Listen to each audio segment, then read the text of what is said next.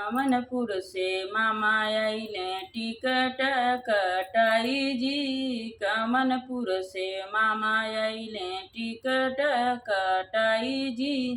काका तू देबा मामाई मिली घोटाई जी। काका तू देबा मामाई मिली घोटाई जी। हाथी देबै घोड़ा देबै रुपिया हजार जी। हाथी देबै घोड़ा देबै रुपिया हजार जी।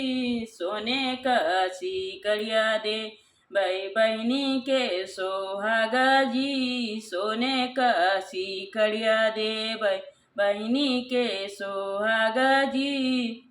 कामनपुर से मामा आइलेन टिकट कटाई जी। कामनपुर से मामा आइलेन टिकट कटाई जी।